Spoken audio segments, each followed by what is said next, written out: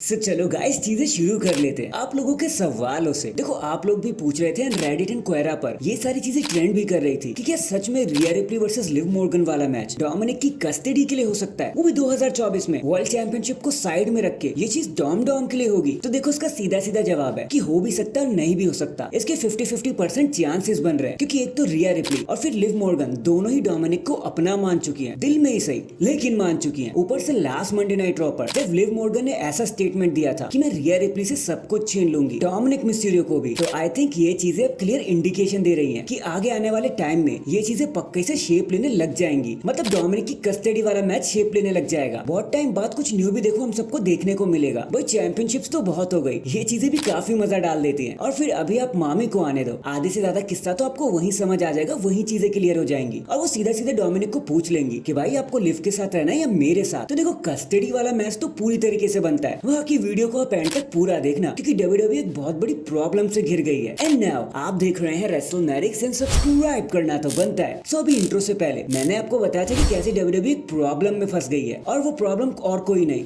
बल्कि खुद Cody Rhodes से ही रिलेटेड है। देखो सबसे पहले तो आपको ये बात जान लेनी चाहिए कि जब से रेसलमेनिया एक्सेल एंड हुआ है या फिर 40 एंड हुआ है, तब से WWE एक झटके में मुंह केबल गिर गई, नीचे की तरफ आ गई। ऐसे जैसे गर्म तवे पर कोई ठंडे ठंडे पानी की छींटे मार देता है ना, बिल्कुल वही सिचुएशन हो गई। सो इसके चलते WWE एक भारी रेटिंग प्रॉब्लम से होकर गुजर रही है। एंड उसके बाद नंबर आता है कोडी रोड्स का, क्योंकि देखो उन्होंने रोमन रेंस को तो हरा दिया, जो ट्राइबल चीफ को डिथ्रोन कर दिया, लेकिन उन्हें देखने में कोई इंटरेस्टेड ही नहीं हो रहा। अभी उन्हें टाइटल रखे हुए कंप्लीटली 3 महीने भी नहीं हुए अच्छे से, और लोग उनसे पक चुके हैं। हर जगह एक ही चीज देखने को मिल रही है। फिर चाहे आप हमारा कमेंट सेक्शन ही देख लो, जहाँ लिखा हुआ है वी वांट रोमन और कोडी इज बोरिंग। बस इसी तरीके की बातें चल रही है WWE के अराउंड। इसके पीछे देखो एक दो रीजंस हो सकते हैं, जैसे WWE उन्हें फालतू में बुक कर रही है। पहले तो एजे स्टाइल, फिर आउट ऑफ द ब्लू पता नहीं लोगन पॉल कहां से आ गए, और फिर दोबारा से एजे स्टाइल के साथ ही मैच होने वाला है। अब नॉट ओनली ये मैचेस हाईली प्रेडिक्टेबल है, बल्कि जो अपोनेंट्स कोडी रोड्स को मिले हैं वो कहीं ना कहीं जस्टिफाई कर ही नहीं रहे हैं चीजों को। बस ऐसा लग रहा है कि WWE ने उठाकर चिपका दिया क्योंकि कार्ड भरना था। और फिर एक बात ये भी जानने वाली है कि अभी तक जो भी पेपर व्यूज हुए ना रेसलमेनिया के बाद, वो सब अमेरिका की टेरिटरी से बाहर ही हुए हैं। फिर चाहे फ्रांस की बात हो चाहे सऊदी अरेबिया की,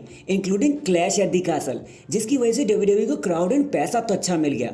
वरना अगर यही पेपर व्यूज अमेरिका की टेरिटरी में हुए होते तो रिजल्ट काफी अलग होता। तो कहीं ना कहीं WWE ने कोडी रोड्स को इररेलेवेंट बना दिया, उनको ज्यादा दिखाने के चक्कर में। And on top of that WWE Cody Rhodes को ओवर यूज कर रही है, जैसे कभी उन्होंने सेथ रॉलिंस को किया था। उनकी अपीयरेंस अब पहले जैसी मजा नहीं देती। अब देखते हैं WWE इस चीज को कब फिक्स करेगी। एक तो यार देखो WWE को ना सरप्राइजेस बंद कर देने चाहिए, और कोडी रोड्स का ओवर यूज जो मूवमेंट हो रहा है इधर उधर, उसे रोक देना चाहिए, ताकि उनकी अपीयरेंस जरा सी यूनिक एंड सीक्रेट बन सके। बाकी लेट्स सी अब WWE हमारी बात को कब सुनेगी। इन दी एंड अभी कर्ट एंगल ने कुछ ऐसा कह दिया जिससे चैट गेबल की तो भाई बल्ले बल्ले हो गई। तो अभी इंटरव्यू देते हुए उन्होंने कहा कि देखो Chad Gable and alpha academy जो भी कर रहे हैं ना, उसे देखने में बहुत मजा आ रहा है। Literally they are killing everything. बल्कि चैट गेबल को देखकर तो मुझे यंग कर्ट एंगल की याद आ जाती है। जैसे भी चैट गेबल मूव कर रहे हैं, एक्सप्रेशंस दे रहे हैं, बातें कर रहे हैं, मुझे तो ऐसा ही लगता है जैसे जूनियर कर्ट एंगल मेरे सामने आ गया। मैं भी ऐसा ही किया करता था। चैट के एक्सप्रेशन साफ साफ बता रहे हैं कि वो अपने काम में कितने बेहतरीन और एक्सपर्ट हो चुके हैं। सो चैट गेबल को अगर दूसरा कर्ट एंगल कहा जाए तो ये गलत नहीं होगा। अब सच बताएं, इतनी तारीफ, वो भी इतने बड़े स्टार, कर्ट एंगल जैसे स्टार से ऐसी तारीफें मिल जाना, सो आपका स्टॉक तो बहुत ऊपर जाने वाला चैट भैया।